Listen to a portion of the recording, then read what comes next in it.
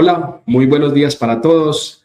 Es un honor tenerlos conectados en este webinar donde el día de hoy, a través de Sura Investments, queremos aterrizar la actualidad sobre lo que estamos viviendo en el ciclo económico actual, en el ciclo electoral actual y, digamos, las repercusiones que esto puede tener en las inversiones de nuestros clientes, particularmente en Wealth Management. El día de hoy nos acompañan Mauricio Guzmán y Juan Esteban Carreño. Mauricio es nuestro director regional de todo lo que es estrategia de inversión y selección de fondos. Hola Mauro, ¿cómo estás? Bienvenido al espacio. Y también nos acompaña Juan Esteban Carreño, quien es nuestro asociado de estrategia de inversión con foco para Colombia. El día de hoy, Mauricio y Juan Esteban nos van a acompañar, creo que tener la solución o por lo menos acercar una visión de nuestro asset manager sobre, digamos que en este ciclo bien convulsionado electoral, con bastante polarización, qué opinamos y cómo estamos viendo nosotros como asset manager los resultados de las elecciones del pasado domingo. Luego, seguramente trasladaremos ese comportamiento de las elecciones hacia lo que está pasando en la curva de rendimientos en Colombia, particularmente en la curva de rendimientos de renta fija, cómo estamos viendo que potencialmente se puede empezar a comportar el mercado de capitales en el país. Y por último, que creo que también es bien representativo, hablar un poco de lo que viene siendo la guerra Irán contra Estados Unidos y sus aliados, porque evidentemente allí también hay un conflicto geopolítico que a través de lo que son los precios del petróleo y energía, potencialmente podrían estar empezando a afectar inflaciones y comportamientos macroeconómicos a nivel global. Entonces, sin más, Mauricio y Juan Esteban, agradecerles su participación, lo mismo a todas las personas que se conectan. Hoy tenemos una masiva representación por parte de nuestros clientes y amigos. Entonces, Mauro, te cedo la palabra para que empecemos con nuestra presentación y de nuevo muy agradecido por tu participación. Jorge, muchas gracias. Un saludo para ti, para Juan Esteban, para todas las personas que nos acompañan hoy para discutir estos 3 puntos que, como tú decías, son bien relevantes para lo que estamos pensando con respecto a nuestras decisiones de inversión, al posicionamiento de los portafolios que administramos en Sur y las recomendaciones que les damos a nuestros clientes. Así que, si quieres, comencemos con un análisis acerca de lo que fueron las elecciones del pasado domingo en Colombia, donde tuvimos, por un lado, las consultas interpartidistas y por otro lado tuvimos las elecciones de Congreso. Comenzando por las consultas, y aquí tenemos las 3 consultas que votaron los colombianos, de izquierda a derecha, en donde vemos aquí los 3 ganadores, por decirlo de alguna manera, ganador, particularmente para el centro izquierda. Ahorita hablamos de que esto de ser ganador es bien debatible, pero comenzando por la consulta de la gran consulta, pues la verdad es que se superó por mucho las expectativas que se tenían con respecto a tanto a la participación en la consulta como a la votación que finalmente obtuvo Paloma Valencia, que resultó por mucho la ganadora de esta consulta y del proceso de consultas en general. La consulta obtuvo 5.8 millones de votos y Paloma Valencia 3.2 millones de esos votos. Solo para ponerlo en perspectiva, un análisis, por ejemplo, de JP Morgan, estimaba que la consulta iba a obtener en torno a los 5 millones, o sea, eso consideraba un resultado muy positivo, lo superó ampliamente, y que Paloma Valencia tendría entre 1 y 2 millones de esos votos, algo en línea con lo que había ocurrido con el candidato Iván Cepeda en la consulta de finales del año pasado, donde obtuvo 1.5 millones de votos.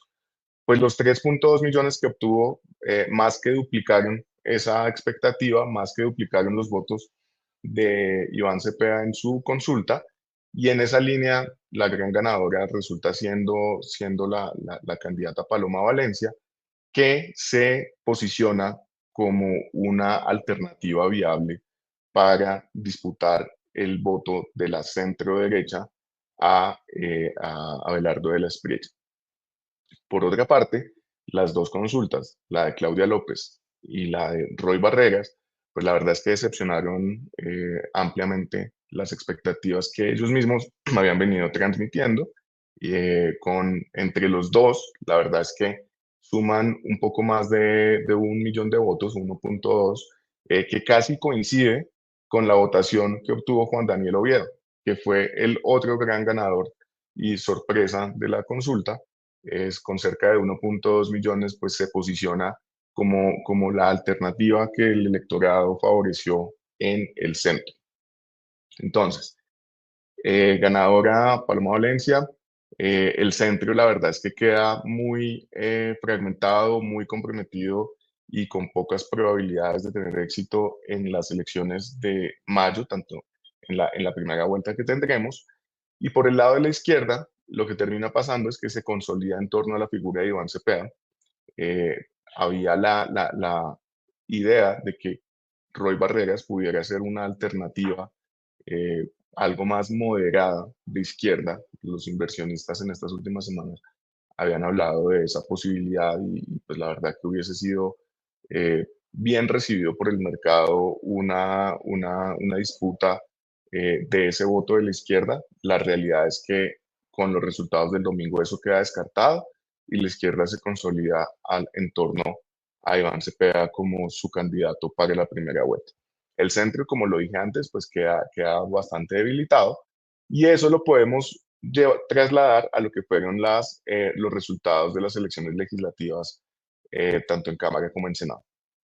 Hablando del Senado específicamente, la realidad es que pues, acá varios corrientes políticas han declarado que salieron ganando de las elecciones. La realidad es que el Senado sigue siendo un Senado bastante dividido, un Congreso bastante dividido, que va a requerir alianzas, que va a requerir coaliciones. Los dos extremos aumentaron su participación. El pacto histórico pasa de 20 a 25 curules en el Senado. Eh, Sin embargo, hay que tener en cuenta que el Partido Comunes de ex FARC pierde las 5 curules que tenía por el proceso de paz hasta este periodo, con lo cual en el agregado la izquierda sigue manteniendo los 25 votos con los que venía contando en el último periodo, ¿no? Por el lado del Centro Democrático también aumenta de 13 a 17, gana 4 escaños, entonces se consolida como la principal fuerza de oposición.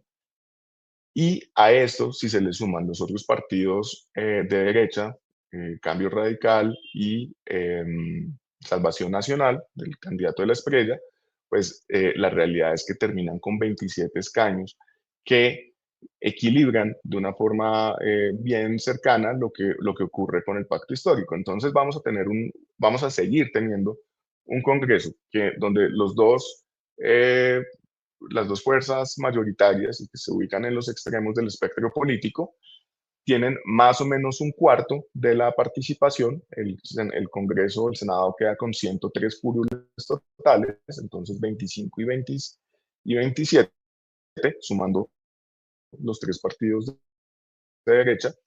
Y luego en el centro, eh, que tendrán que buscar alianzas, digamos, el ganador, quien finalmente termine siendo elegido presidente, tendrá que buscar alianzas con partidos tradicionales como el Liberal, el Conservador, Alianza Verde, el partido de la U, que van a tener en agregado la otra mitad del Senado. Entonces, al final vamos a seguir teniendo un Congreso dividido, un Congreso que va a ejercer eh, un control que va a limitar las acciones del Ejecutivo, como ha venido siendo la dinámica durante el gobierno de Gustavo Petro. Y eso, como lo vamos a ver más adelante, pues ha generado algo de alivio en los inversionistas. O sea, como lo decía antes, eh, varias fuerzas políticas han salido a declarar la victoria en las elecciones del domingo. Nosotros nos vamos más a lo que ha pasado con el mercado, cómo los inversionistas, tanto locales como internacionales, han actuado, qué ha pasado con los activos y la realidad es que los activos se han valorizado y eso muestra que está bien recibido que primero los resultados de la gran consulta le dan un impulso, abren una vía en el centro derecha con Paloma Valencia, pero que además en cualquiera de los casos de resultados presidenciales sigue existiendo un Congreso que va a ejercer control político y que refuerza la idea de que Colombia tiene una institucionalidad que evita que algunas de las propuestas más radicales, como por ejemplo la Asamblea Nacional Constituyente, que eh, Gustavo Petro e Iván Cepeda han dicho que esa será su primer proyecto de ley, presentar la constituyente, pues definitivamente queda con una probabilidad de ocurrencia tremendamente baja en un Congreso conformado de una manera tan fragmentada como quedó. En la siguiente diapositiva lo que vemos es el resultado en detalle de las consultas. Acá, como lo comentaba antes, 5.8 millones de votos por la gran consulta. Esta es la consulta más votada de la historia de Colombia, donde superaron las expectativas de votación total. Paloma Valencia supera lo que se esperaba. Juan Daniel Oviedo, como lo mencioné, gran sorpresa. Y estos 5.8 millones de votos los ponen en una posición muy favorable para que Paloma Valencia, si logra posicionarse como una opción de centro, logra hacer ciertas renuncias y moderar ciertas posturas para capturar el voto de centro de los otros, de los votantes que votaron por todos estos candidatos de la consulta, pues estaría muy cerca de conseguir los votos que se necesitan para pasar a la segunda vuelta.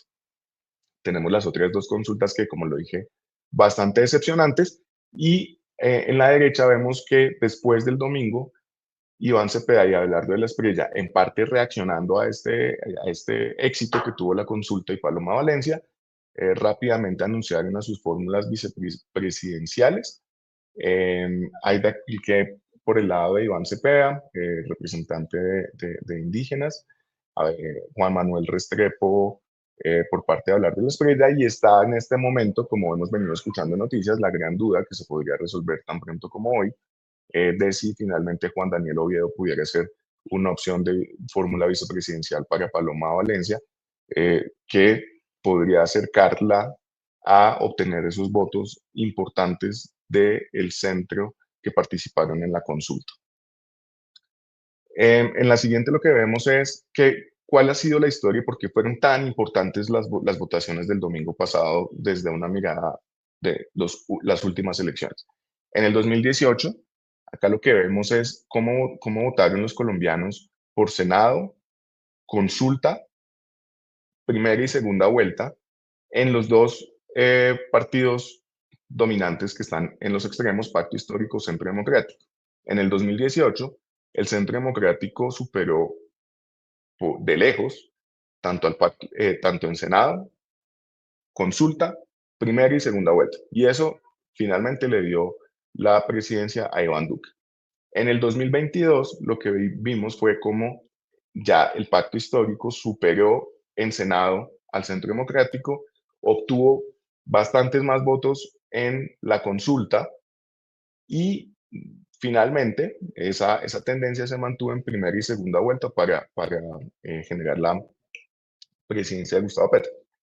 En el 2026 tenemos unos resultados que hay que mirar con reserva, porque si bien decíamos, el pacto histórico aumenta su votación en el Senado, el Centro Democrático sigue estando por detrás, pero si sumamos los votos de los otros partidos de derecha que de alguna manera canibalizaron algunos de los votos del Centro Democrático, pues finalmente la derecha logra equilibrar un poco lo que ocurrió en el 2022.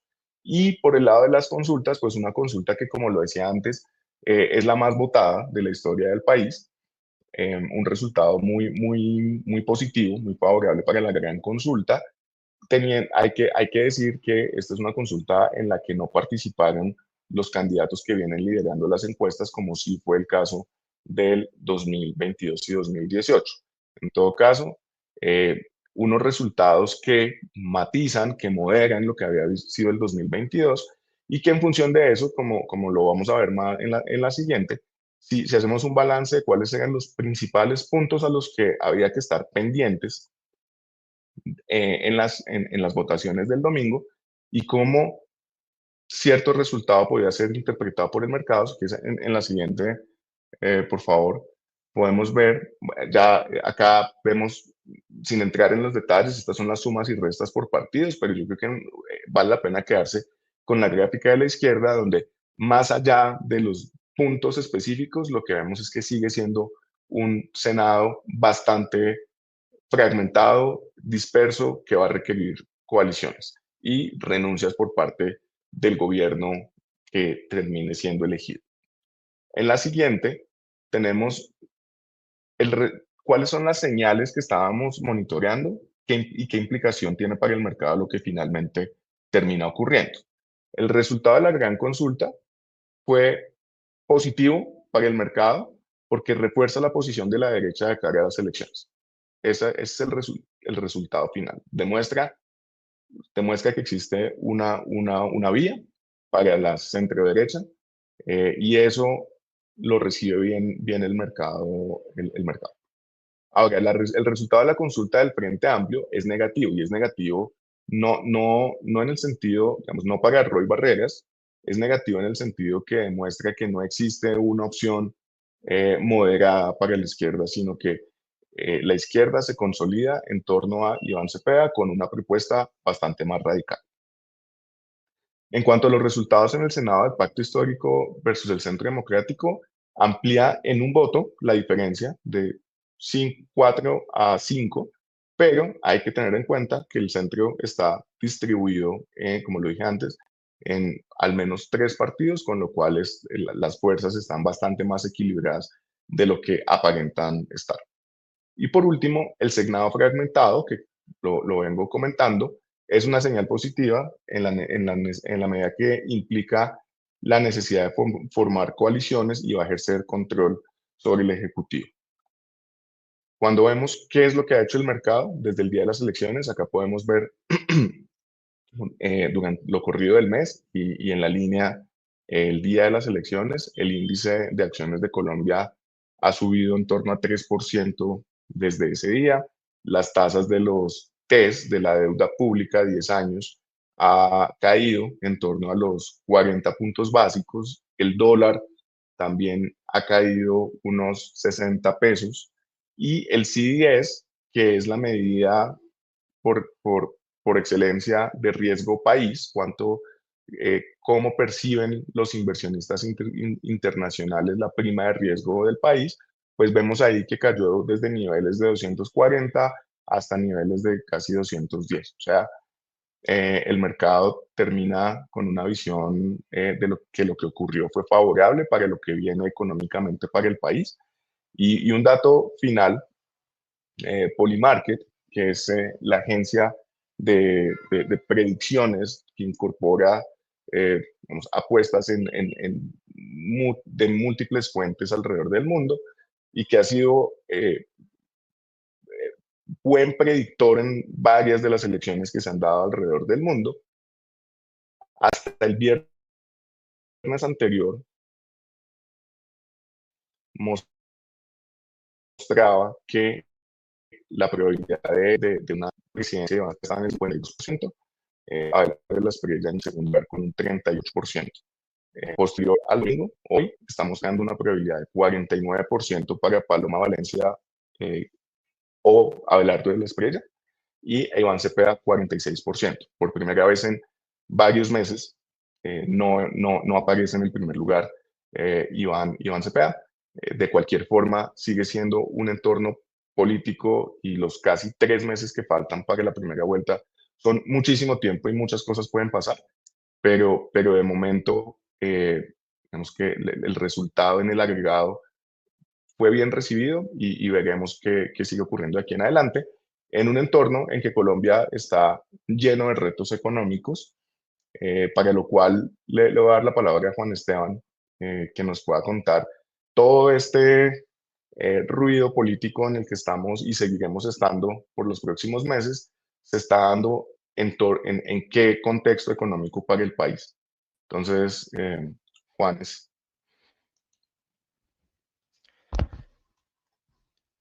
Muchas gracias, Mauro. Em, tenemos entonces,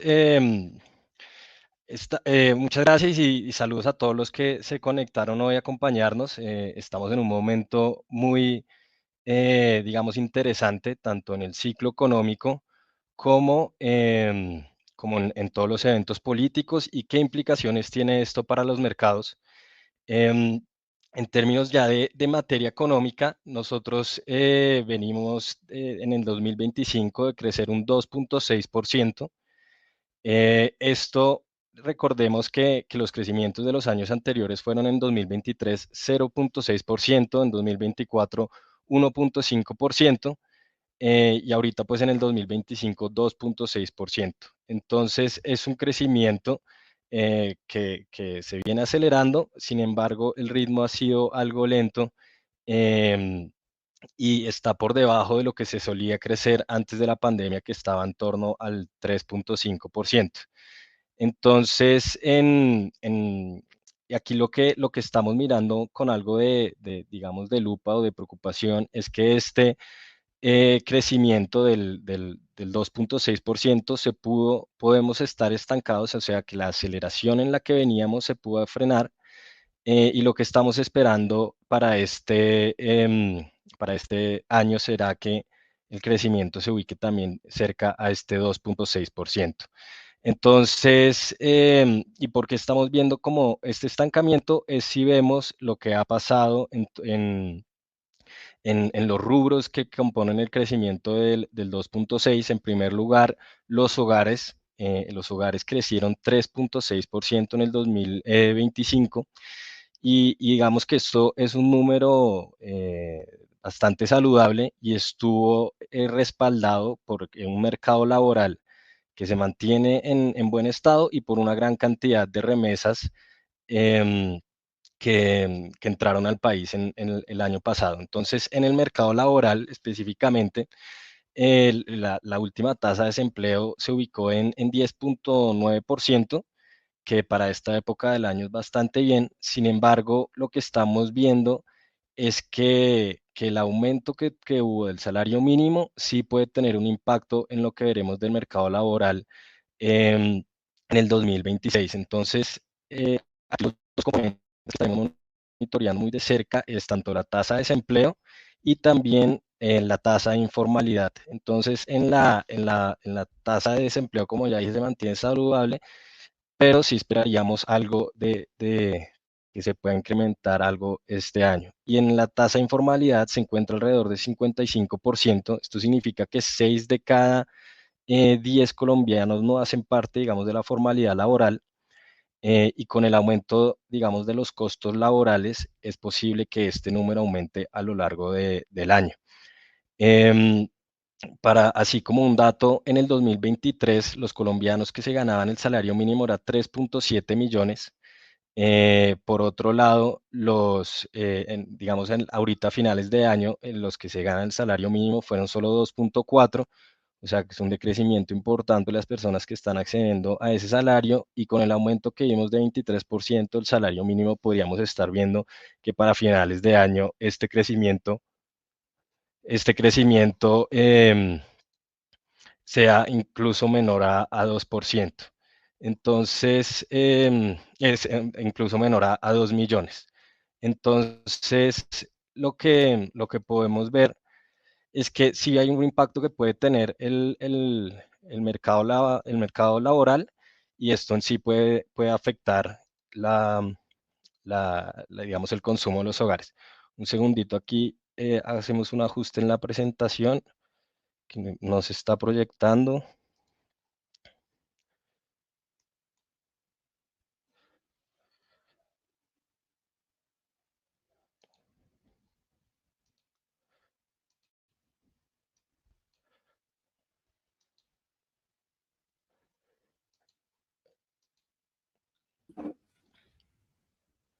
Hola Listo. Juan, si quieres, mientras sube la presentación, yo te haría un par de preguntas ahí para que las revisemos, y es este impacto, digamos, que Mauricio nos anticipaba, digamos, como de buena energía en el mercado de capitales. evidentemente va a tener algunos contrapesos, como puede ser la actualidad fiscal del país, ¿cierto? Entonces, digamos que va a haber como un entorno bien volátil en estos próximos 3, 6 meses.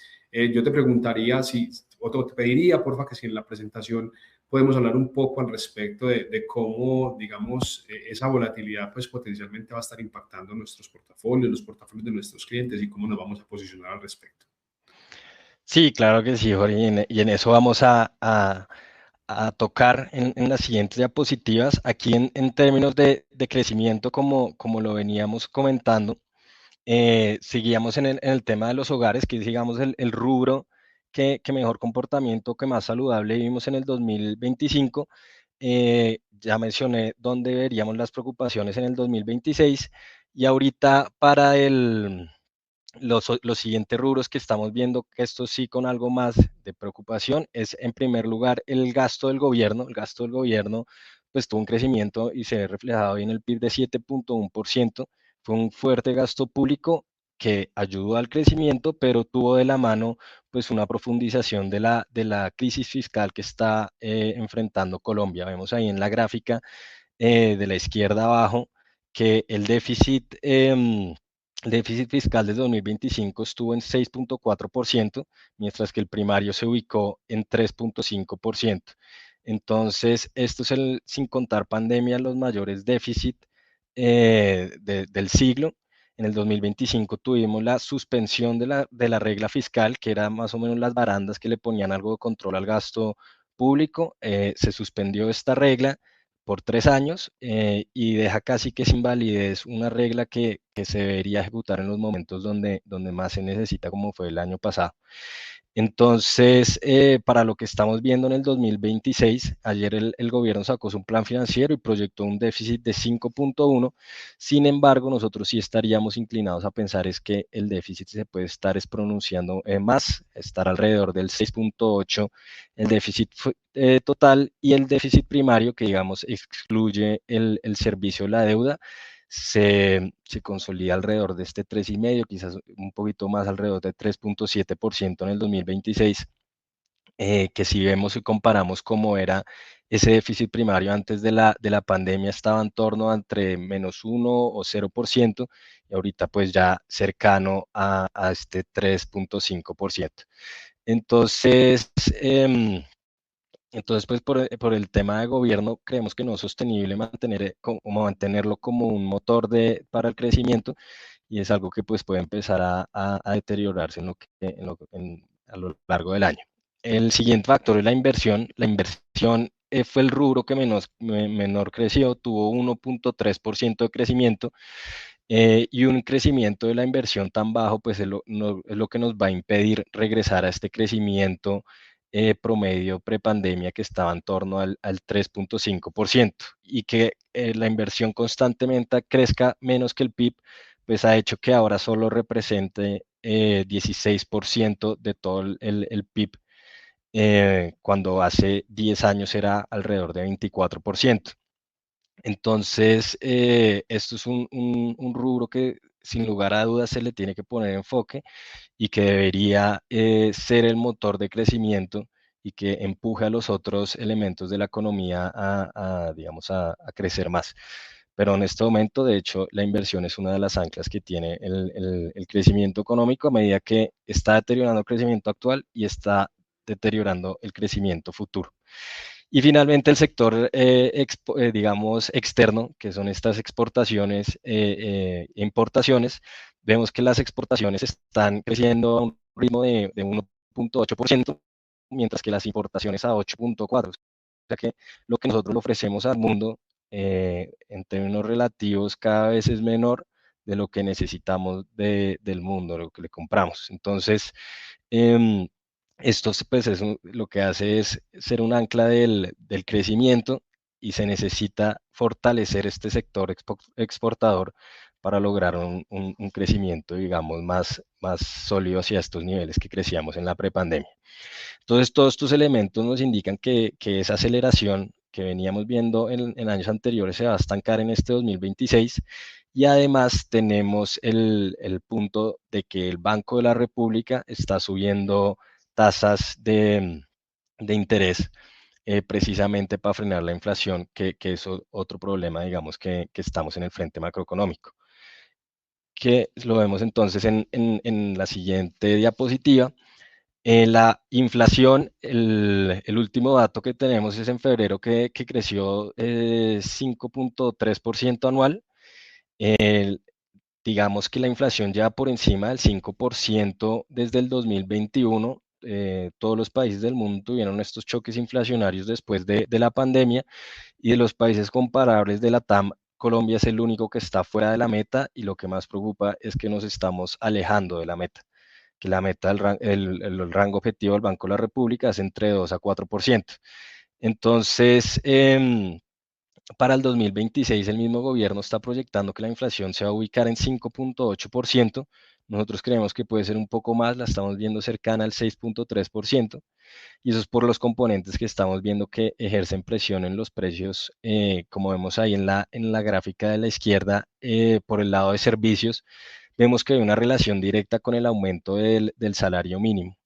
Entonces sí creemos que las empresas, pues a medida que se les suben los costos laborales, pues trasladan esos costos al precio en la medida de lo posible. Además, aquí estamos hablando de empresas, la mayoría pequeñas y medianas, que tienen pocos márgenes corporativos, digamos, para absorber este aumento de costos. Entonces, la solución es pasarle los costos al precio, y el sector de servicios, que es más intensivo en mano de obra, pues es donde es más evidente que se impacta este salario.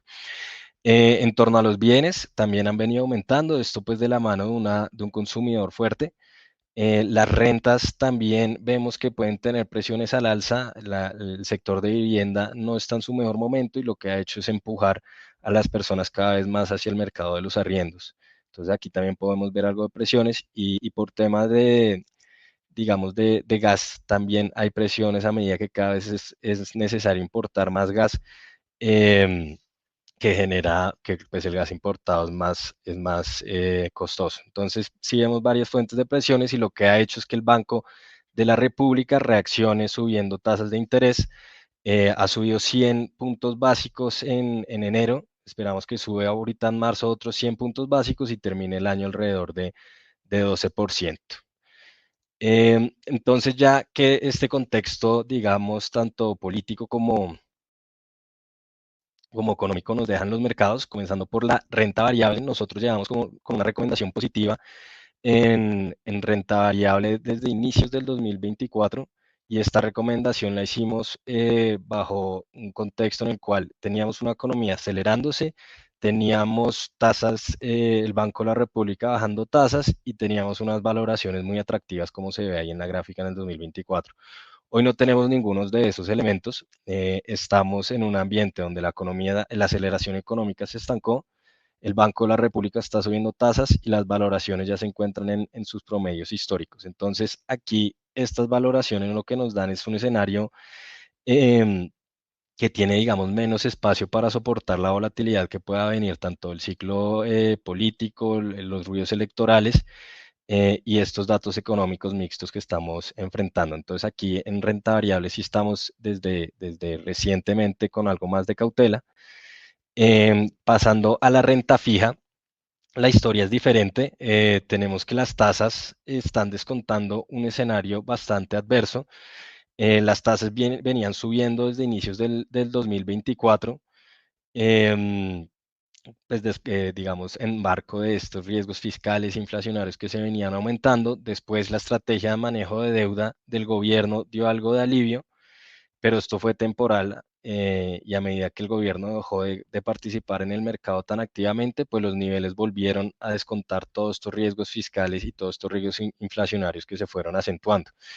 Em, pero en los niveles actuales, lo que sí estamos viendo es que ya tiene incorporado todos estos riesgos, o parte de estos riesgos fiscales, parte de estos riesgos inflacionarios, tienen digamos, la capacidad de soportar el ruido electoral y político que se venga. Entonces, sí estamos viendo con buenos ojos la renta fija colombiana. En cuanto al peso, el comportamiento que ha tenido, digamos, desde el 2025, vimos que se comportó similar al dólar a nivel global. Se vino apreciando a medida que el dólar medido por el índice de XY se fue también debilitando. Luego, a mediados de año, el dólar se estabilizó y la moneda colombiana se siguió fortaleciendo. Esto lo vemos de la mano de esta estrategia de manejo de deuda, donde se emitía deuda en dólares para traerla a pesos colombianos, o sea, se está comprando pesos. Esto fortaleció, digamos, más el peso colombiano de lo que se está reflejando el dólar a nivel global. Y ahorita ya hemos visto que está, o comienzos de años devolvió algo de estas apreciaciones. El dólar se fortaleció también como activo de refugio por la situación del Medio Oriente. Y el peso pues ha devuelto. La última semana pues ha calmado un poco. En el corto plazo para el peso sí estamos viendo que se puede mantener en este rango. El Banco de la República está subiendo tasas de interés y esto lo fortalece, pero pues estamos en un entorno donde el ambiente fiscal y electoral pues sí pueden generar algo de presiones. Para finales de año igual sí estaríamos viendo una tasa de cambio algo mayor en la que está, digamos que podría estar entre los 3.800 o 900 y seguir muy de cerca los resultados electorales si se dan un choque de confianza que podría generar hasta una desvalorización similar a la del 2022 de alrededor de 20%, donde se ubicó en estos niveles de 4.500, entonces, que se podría ubicar en estos niveles de 4.500. Entonces, muy de cerca seguir el ciclo electoral y el ciclo económico igual sí nos indica una tasa de cambio algo más elevada a la que estamos actualmente. Ya con esto, entonces, le paso la palabra otra vez a Mauro para que nos comente cómo se está viendo el comportamiento global y los eventos del Medio Oriente.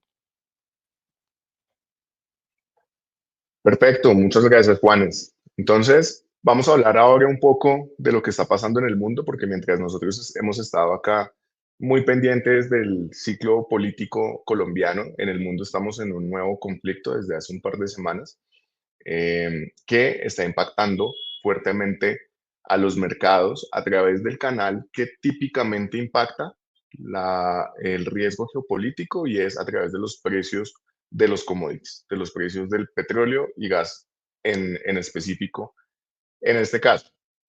Entonces, una vez comenzó, sí que Juan, no estoy viendo la presentación, pero mientras decir que desde que comenzó el conflicto, el precio del petróleo WTI pasó de alrededor de los $60 por barril, donde había estado durante ya varios meses, a cerca de 90, 95 en este momento, llegó a estar en 120 el lunes. Entonces, muestra qué tan volátil ha estado el precio del petróleo, producto de, no solo de la producción de Irán, como para ponerle un poco de contexto.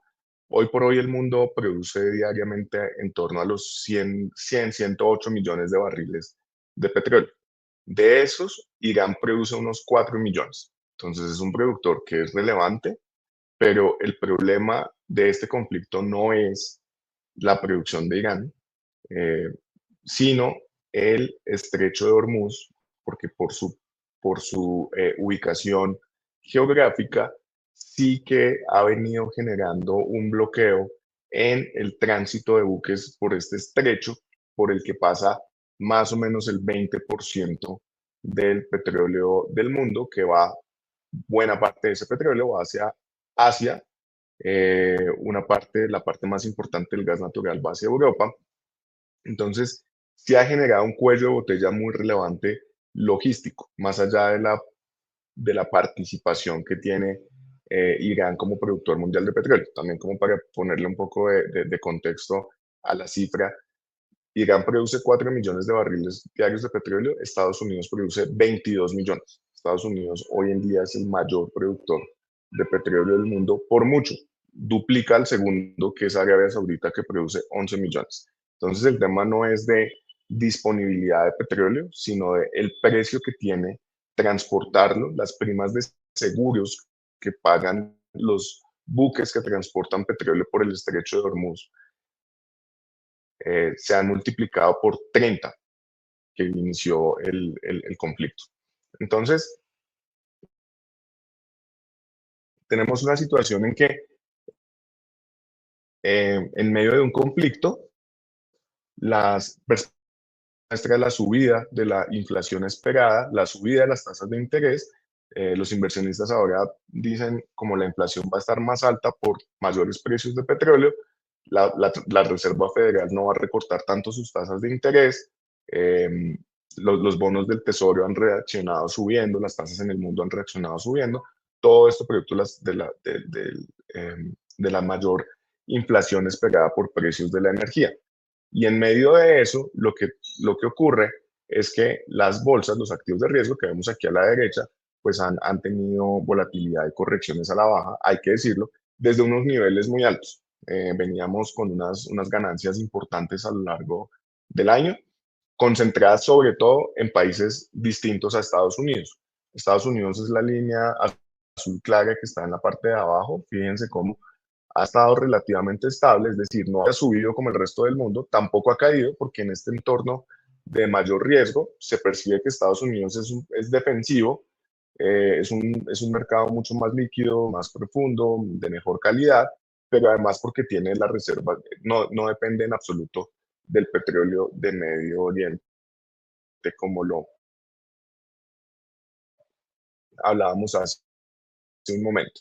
Entonces, estamos en un momento de bastante nervios políticos. Es cuando vemos en la historia, obviamente este tipo de eventos han ocurrido varias veces en las últimas décadas. Si pasamos a la siguiente, ahí lo que podemos ver es cómo después de que ocurren este tipo de eventos, en el siguiente año, cada uno de estos es una crisis geopolítica de los últimos 60 años. Muchas de estas en Medio Oriente, la invasión de Estados Unidos a Irak en el 2003, por ejemplo, incluso la crisis de los misiles de Cuba en 1962, tenemos una cantidad de eventos y lo que vemos es que 12 meses después del peor momento de tensión geopolítica, en promedio el Standard Poor's ha tenido un retorno de 15%. Entonces, tradicionalmente ha sido una buena estrategia comprar o por lo menos no vender producto de riesgos geopolíticos, siempre y cuando no cambien los fundamentales, no se sumen a una economía que venga ya debilitada y con problemas. Y me voy a referir a un ejemplo de eso que es el 2022, que es el más reciente. Cuando Rusia invade Ucrania en el 2022, fíjense que es uno de los casos en que 12 meses después el mercado aún no generaba utilidades, estaba 7% por debajo del momento en que inicia el conflicto. Pero lo que ocurría en ese momento es que estábamos en un entorno de inflación subiendo fuerte alrededor del mundo, bancos centrales subiendo sus tasas de interés, una economía que se estaba debilitando. Entonces, al evento geopolítico se le suma un entorno fundamental que no ha ayudado. Ese no es el caso, esa no es nuestra interpretación del conflicto que tenemos en este momento. Entonces, en ese sentido, cuando vemos en la siguiente, cómo estamos viendo nosotros la economía de los mercados en el momento, cómo la venimos viendo, es una economía que está creciendo bien, que se está acelerando. En la gráfica de la izquierda, que tiene muchos colores y datos, el resumen es el punto, la línea punteada, lo que muestra es cuánto crecimiento esperamos para Estados Unidos en cada uno de los trimestres. Cada barra es un trimestre. Y vemos un crecimiento que ahí se ve en el trimestre 1 y 2 del 2026 acelerándose fuerte. Y se está acelerando por dos razones fundamentales.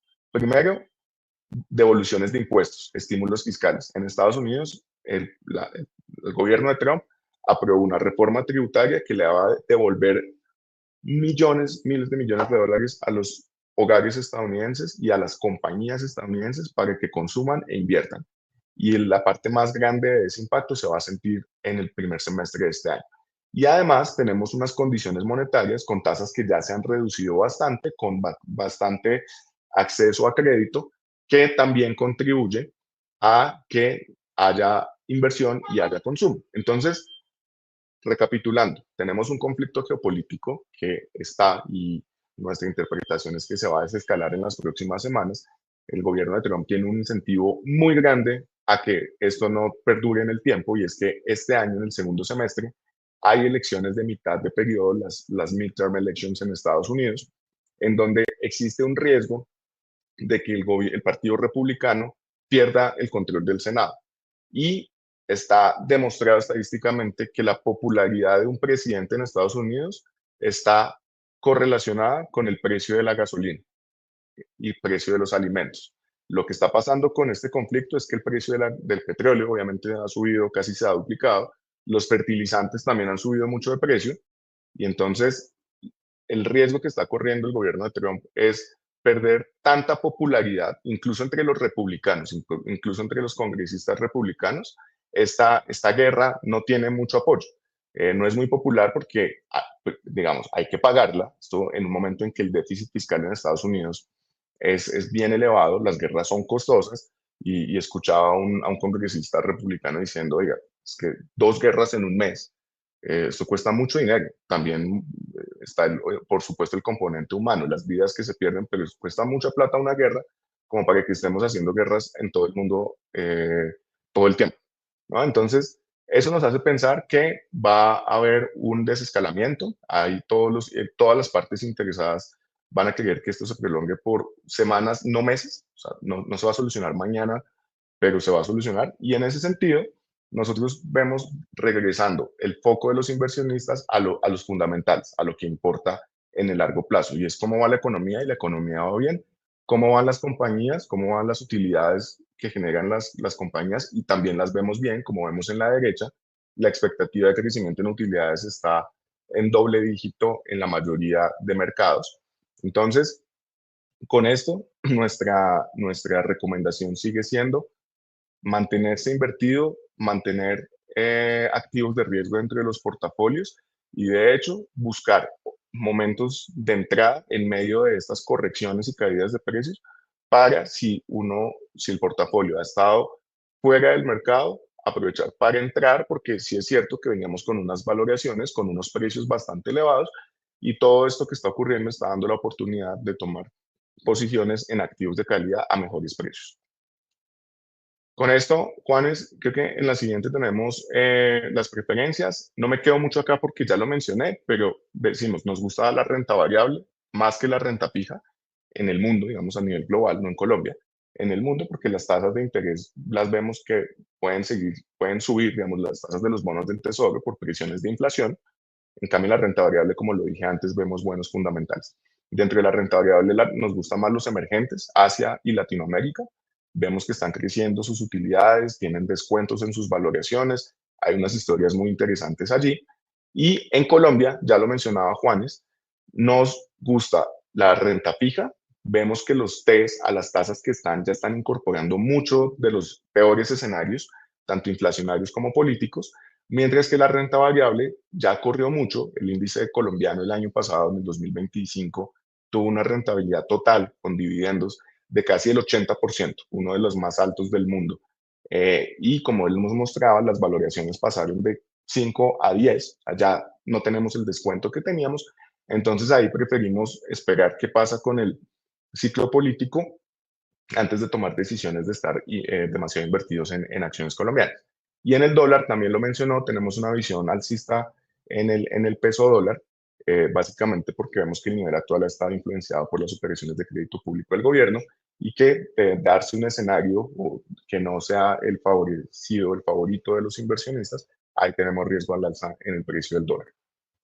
En conclusión, como recapitulando todos los puntos, los resultados de las elecciones de Colombia generaron alivio, ahí lo vimos, para los inversionistas, lo estamos viendo en los precios, no es una opinión.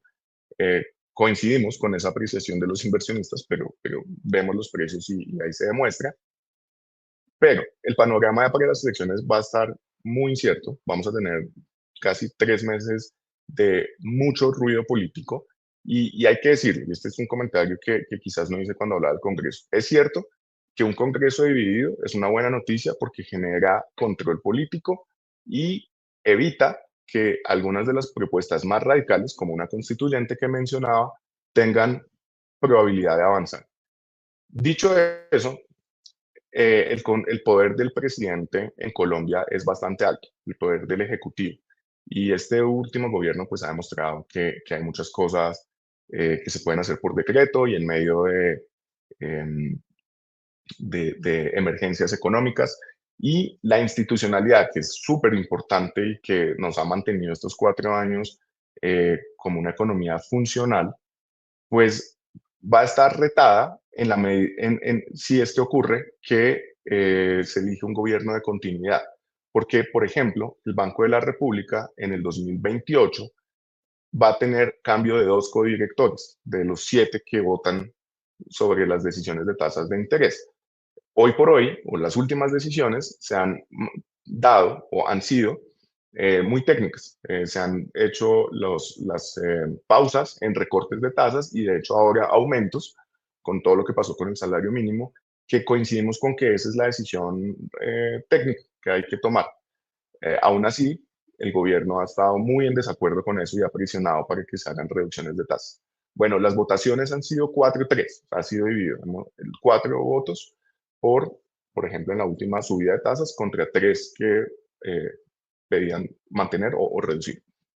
En 2 años van a haber 2 cambios de codirectores que esos codirectores los nombrará el presidente de la República, con lo cual si hay un gobierno de continuidad, pues ese balance de fuerzas en la Junta Directiva del Banco de la República va a estar cuestionado y a eso hay que sumarle, digamos, hay muchos otros ejemplos como esto en las Cortes, en varios de los entes de control.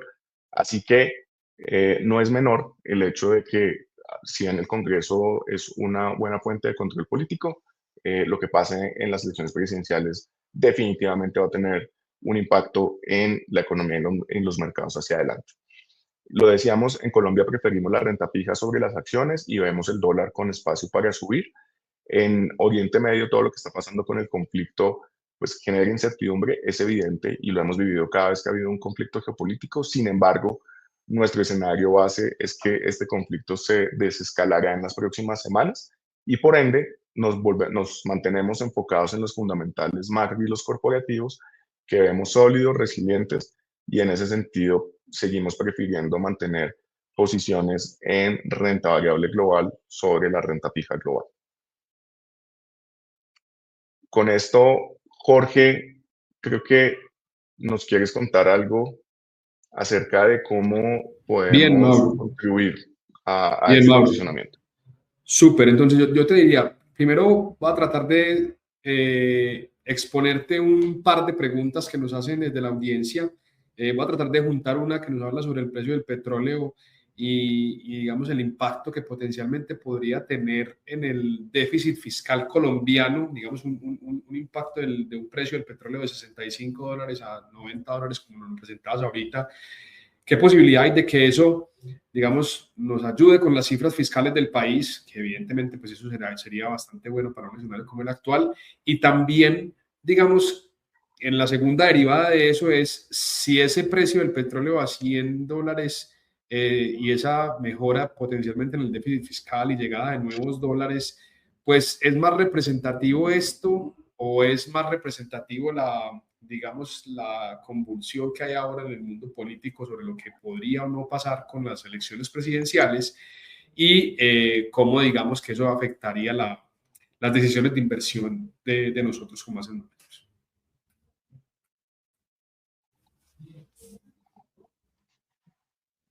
Perfecto, Jorge. No, es una gran pregunta y Colombia tiene una posición bien particular porque es uno de los países en el mundo que más se beneficia de un petróleo más alto. Eso hay que decirlo. Y un mayor precio de petróleo definitivamente genera una mejor posición fiscal. El cálculo concreto es por cada dólar que sube el precio del petróleo Brent a nivel internacional, le entran a las finanzas públicas, al presupuesto de Colombia, 430.000 millones de pesos adicionales. Y estamos hablando de que en las últimas 2 semanas el precio se ha subido unos $40 por barril. Obviamente esos 430.000 millones que menciono son en un año. Es decir, si el precio promedio del año se mantiene $1 por encima del escenario base. Entonces, esto nos da una perspectiva de qué tan relevante es para las finanzas públicas un mejor precio de petróleo. Es bueno. Ahora, tiene un par de caveats importantes que hay que mencionar. El primero es es bueno para las finanzas públicas en la medida que se utilice para reducir el déficit primario. Y lo que hemos visto y vimos con las operaciones de crédito público del año pasado es que si bien generaron un ahorro fiscal en el déficit total, la verdad es que el déficit primario no se disminuyó en nada. Entonces, lo que realmente es importante, si es que esto se mantiene y tenemos un precio promedio más alto por más tiempo, es que ese flujo de dinero adicional se utilice para un menor déficit primario. Esa es una de las consideraciones. La segunda es que si bien un mayor precio del petróleo beneficia a Colombia vía ingresos fiscales, también se transmite a una mayor inflación.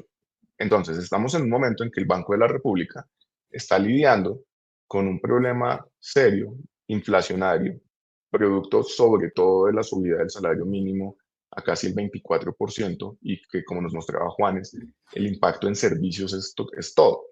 Y el Banco de la República estaba tratando de gestionar esa subida de la inflación esperada, ayudado con una caída en los precios de la gasolina.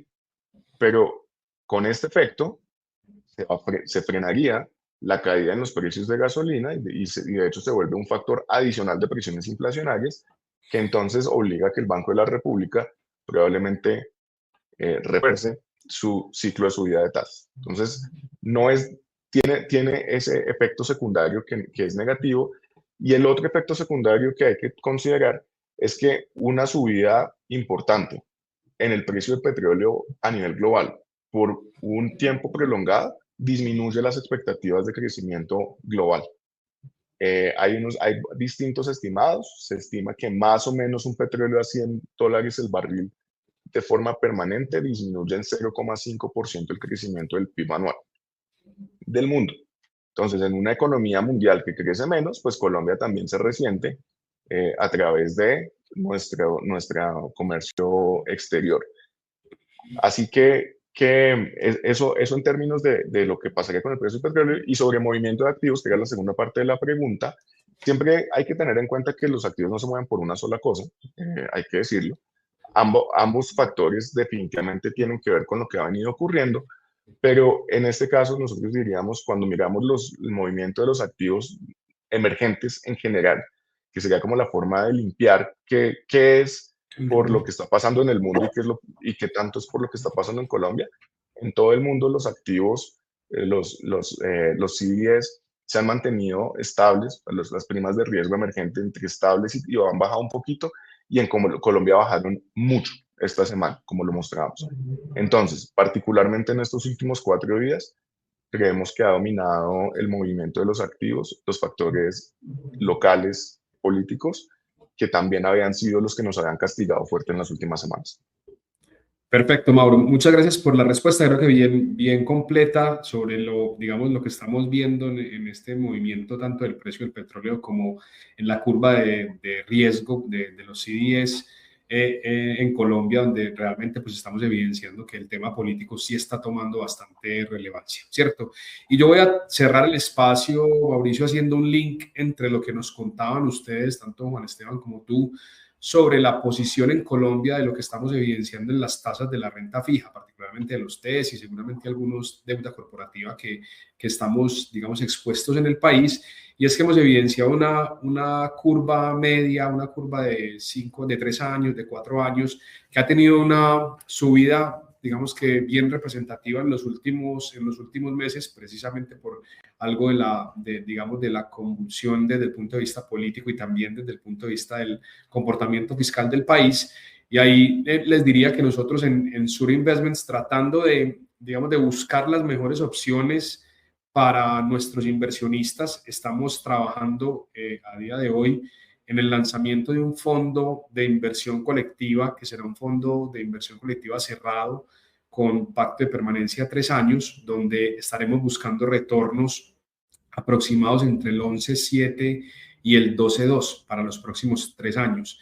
Entonces, seguramente en el corto plazo, la base de datos de nuestros inversionistas y quienes están conectados a a esta presentación, a este webinar, pues estarán recibiendo algo de información sobre este fondo donde pues precisamente queremos aprovechar las tasas actuales, lo que potencialmente va a pasar con la próxima reunión del Banco de la República el próximo 30 de marzo, donde estaríamos esperando entre 50 y 100 puntos básicos más de subida de tasas, y podría ser un momento bien representativo para tomar posiciones, como les decía, en esa parte de la curva de los 3 años, para poderles entregar a ustedes unos fondos que les generen unos buenos rendimientos. Entonces, sin más, yo te estaría agradeciendo mucho, Mauricio, Juan Esteban, por su presentación, obviamente a todos nuestros clientes y amigos que se conectaron al espacio, y esperamos tenerlos en el próximo webinar, en este ciclo de webinars que estamos trayendo desde Sura Investments para todos nuestros inversionistas.